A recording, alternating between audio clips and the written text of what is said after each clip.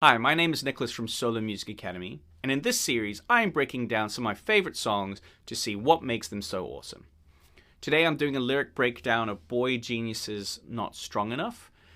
The moment I heard the song, I instantly fell in love. The way that the voices weave in and out with each other and how they work together. The guitars and the drums, how driving they are. And just overall, just the imagery and the hook of the song. Everything about the song I found was a hook in itself. So as I first started listening to this tune, immediately I started wondering, what is the song about? I'm trying to piece together what I interpret from the words that they're saying. And usually my knee-jerk reaction is to go online and look up and research if there's any interviews or quotes from the artists to see if they're talking about the song, so I can maybe derive some more context and meaning. However, in this scenario, I stop myself because I also think there's value in seeing what the words do at face value. Do they convey the meanings that the artists intend? I think as songwriters, we're putting our pens to paper and we know what every word means and what is the backstory and the lore behind every phrase. And sometimes maybe we forget that to the average listener, maybe some of that stuff doesn't actually come through. Are we actually creating and painting these pictures that we want the listener to hear and interpret? So let's go.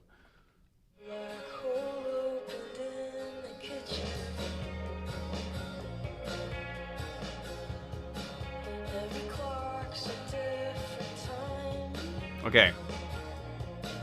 I want to stop there. Immediately, right out the gate, we have the super powerful metaphor. Black hole in the kitchen. Every clock's a different time. So as a listener, I'm already intrigued. What is this big, heavy, kind of dramatic event that's happening in the kitchen? There's nothing more intense than a black hole, right? So, and the fact that there's a black hole in where it's kind of bending or breaking the clocks around it. Already my mind is just filled with these imagery, right? And I think that's really powerful, right? It already sets the tone for all the lines that from below. Pat Patterson, in his book Writing Better Lyrics, talks about hanging a bucket of paint and that the paint kind of drips down and colors the rest of the words. And I think this is a scenario where the paint and the colors of that metaphor color the lyrics that are below. Yeah. So let's see how it colors.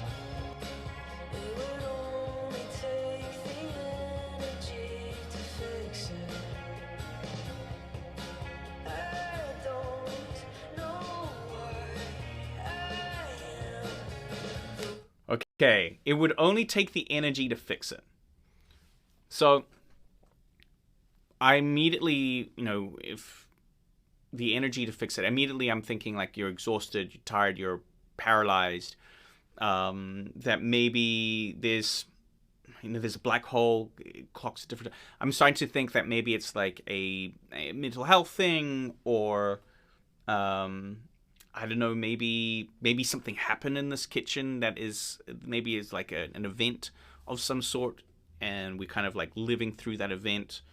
I don't know why I am. Again, this feels like existential dread. And that ties really nicely into that black hole image at the beginning. So we have the stanza now where we have these beautiful images. Now let's have a closer look at some of the building blocks, the rhymes, and the meter, right? So black hole opened in the kitchen. Every clock's a different time. It would only take the energy to fix it. I don't know why I am. So we've got kitchen, and I would argue that fix it, kitchen and fix it. There's a soft internal rhyme there with the I sounds of the fix and the kitch. Then we have time and why.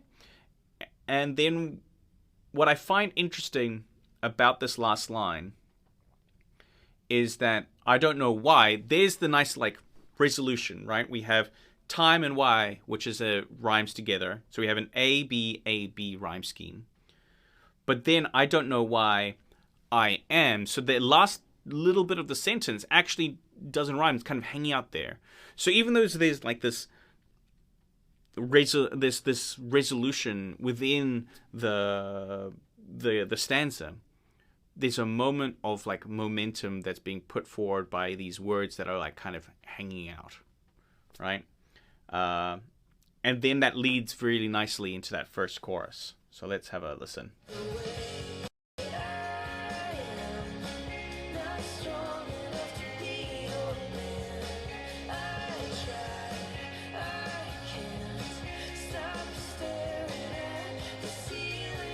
Alright, pause it there. So good. I love this chorus. So, the way I am, not strong enough to be your man. I try, I can't, stop staring at the ceiling fan. So, again, like there's this kind of like from the previous stanza of the verse, I don't know, it would only take the energy to fix it, I don't know why I am. This existential dread drives home again, saying the way I am. Again, this feels very self-deprecating, self-loathing-ish. Not strong enough to be your man. And I find like this is the most interesting line. Because I mean, like, which man? What man? And instantly my brain starts thinking like, maybe it's like this ideal version of the man, like the super strong manly man, or like the person who fixes everything. This kind of like what society says a man should be, which I think is I think it's very, very interesting. And maybe it's like this like overpraised or overvalued version of a man, maybe. But let's see. Maybe we'll get some more meaning as the song goes on. And then also we got this line here, I try, I can't, stop staring at the ceiling fan. Again, so this feels like it's kind of tying back into that first stanza with the paralyzed, depressed state. I imagine just like laying there and, it's taking all your will to try and like do the most basic of tasks, which feels depression-esque for me. And then let's go to the next line.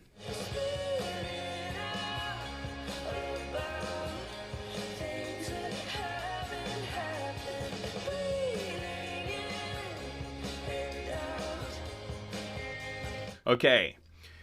Spinning out about things that haven't happened, breathing in and out. So this still is the chorus, but it doesn't have the same like structure or feel. This is like a 3-line phrase. And it doesn't feel as balanced, right? So if we go back to the first part of the chorus, the way I am, not strong enough to be your man. I try, I can't, stop staring at the ceiling fan. So we've got these 4 rhymes that rhyming with am and man, can, and fan. They all like really create a lot of balance and resolution. As we look at this, also like the try, we could argue that maybe that's also a bit of a rhyme to I don't know why, which came from the last line of the previous verse. So when we look at this now, I'm seeing balance and then unbalance. And we're coming out of the chorus very unbalanced, which I think is fitting for a tune so far like this, where it's alluding to, at least what I think, alluding to mental health stuff. I also think it's really powerful how they do like a show don't tell kind of scenario here, where I try, I can't, stop staring at the ceiling fan, right? That in itself, that image where you kind of like lost and you're like laying and you can't stop staring, that demonstrates the state of mind that the protagonist is in, right? I think that kind of almost hits stronger as an image than just outright saying, I'm too sad to do stuff, right? I think we've all been there where, maybe you're just like kind of like in a void and it takes every inch of your willpower to do the most basic task. And so here's an example of that. So it's a case of showing, not telling. And I think that's a more powerful way to get images and points across quite often. So this, to revert back to this last stanza of the chorus, spinning out about, so there's a rhyme within that one line. Things that haven't happened, breathing in and out. So we've got these rhymes here, but it's 3 lines. It happens in odd places, so it feels very, very unbalanced to me. Let's move forward. Let's go to the next verse.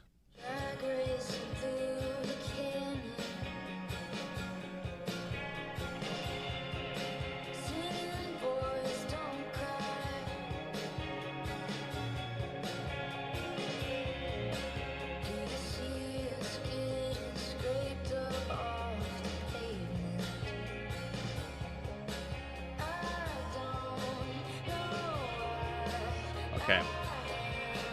So the second verse, we're instantly transported to another spot. So this song is more like a bunch of moments versus a narrative of beginning, middle, end.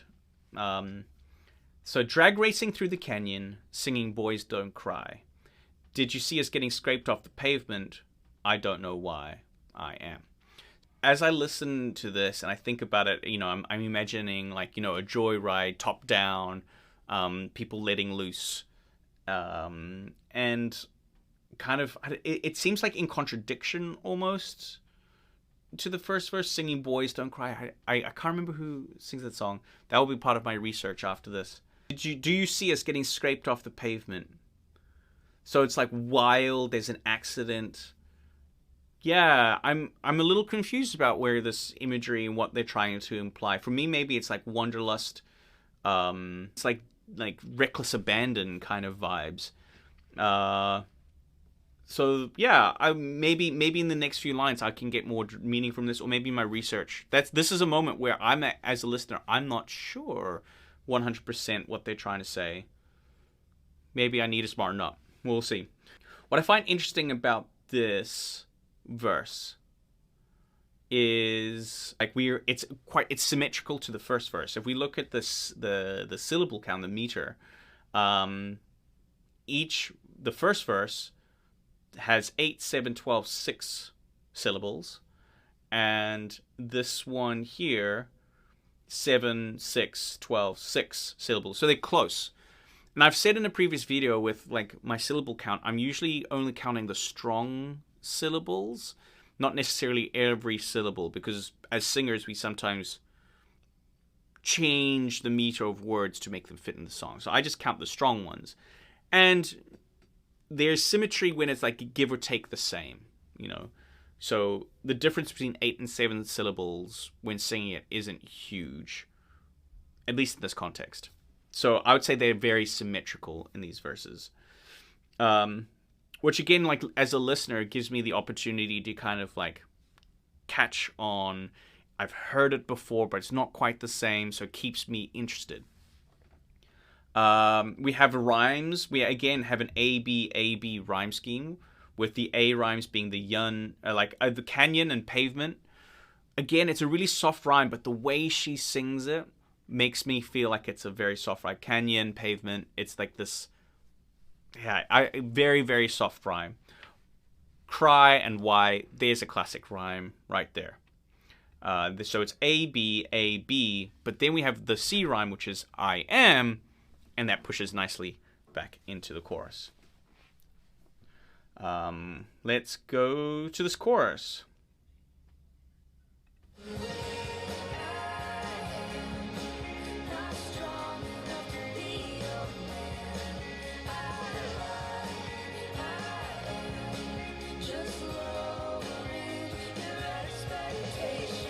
Okay, so I love this chorus technique where there's the repeated line, which is the chorus. The way I am, not strong enough to be your man.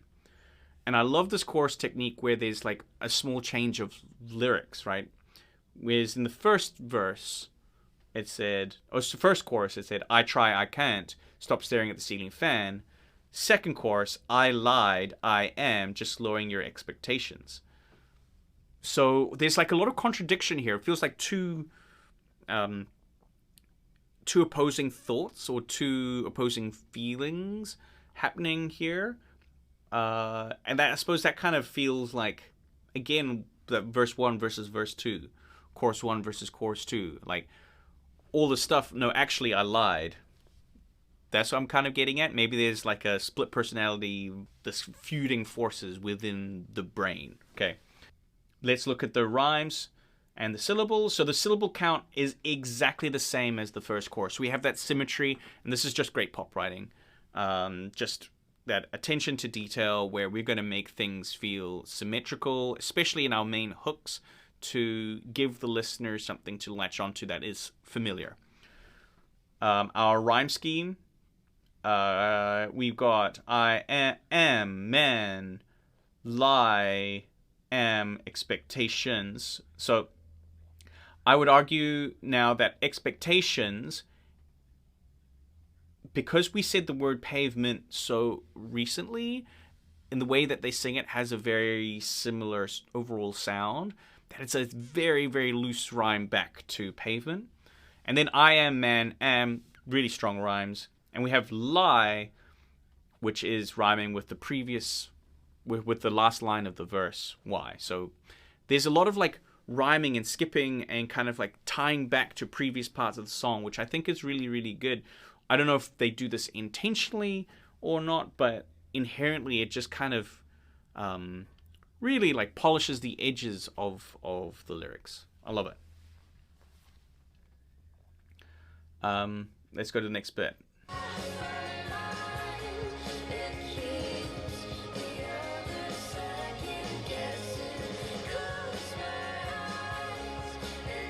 Okay, so we have another 3-line stanza that's in the second half of this chorus, just like the first. So even though it's a very unbalanced stanza in itself, structurally it feels symmetrical to the first chorus. Half a mind that keeps the other second guessing, close my eyes and count. So half a mind rhymes with lie from the previous stanza. And keeps the other second guessing. I'm going to say that's also a soft rhyme with expectations. Very, very soft. I'm being very liberal with the word rhyme. It's more so a feeling to me. And close my eyes and count. Here's this line that just like sticks out. Eyes, mind rhymes, but we've got the count. Close my eyes and count. So we've got like this unbalanced word that just kind of like sticking out. Yeah. Okay, then we got this bridge section.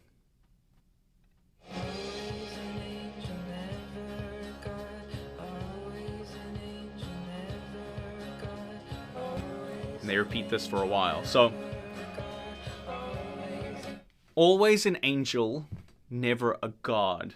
And what a powerful image, right? So, always an angel, never a god. Like, to me, this immediately implies hierarchy.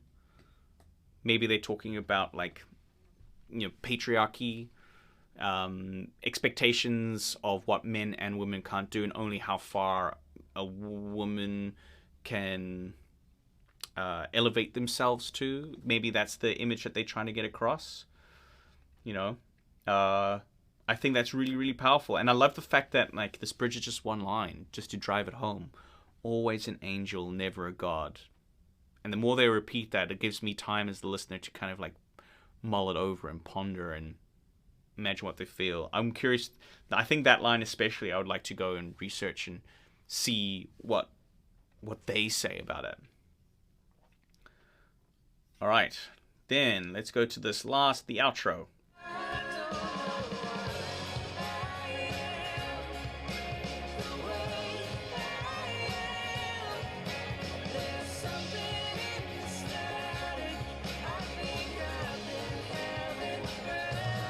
Okay, so this outro is now its own thing. It feels like it could be a chorus, but it's not. There's like soft references to it, you know, and maybe a small bit. I don't know why I am the way I am, but then everything else is different. This is just a big outro, a a final like hurrah until the end of the song, which feels like this kind of joyride from the second verse.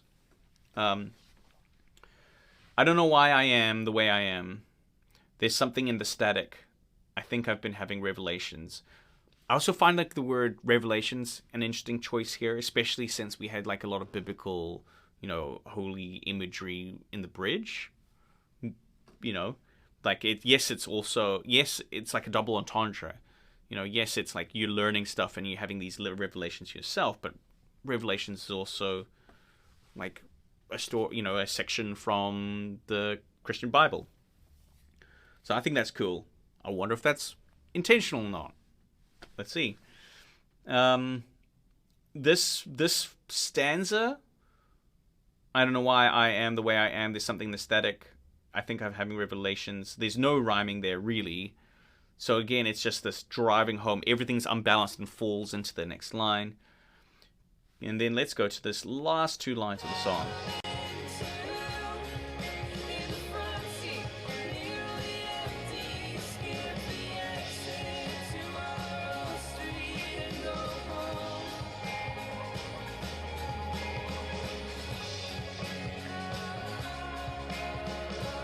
Okay.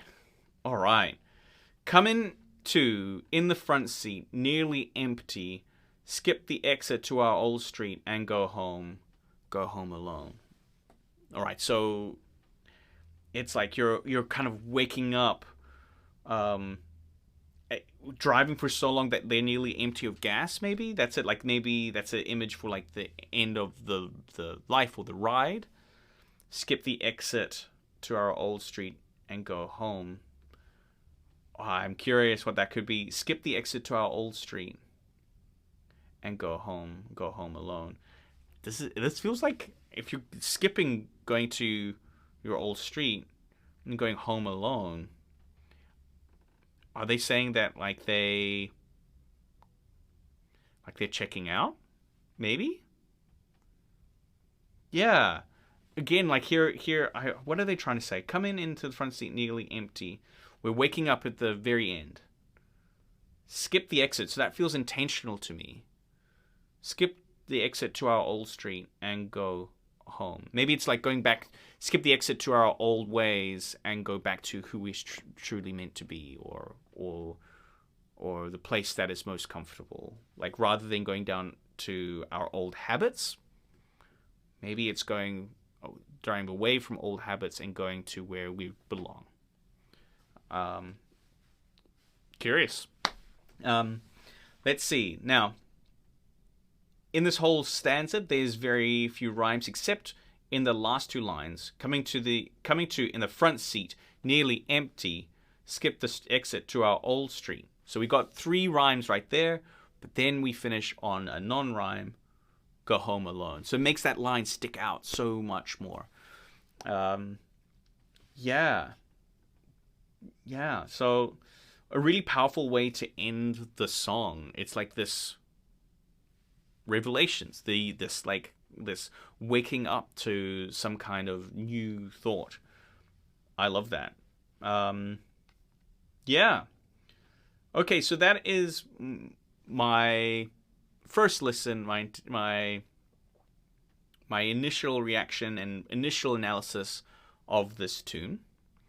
There was a couple moments where now I wasn't sure what they say. So I like to, go to maybe Wikipedia or Genius or just search like if there's any interviews and see where my interpretation differs from their intention.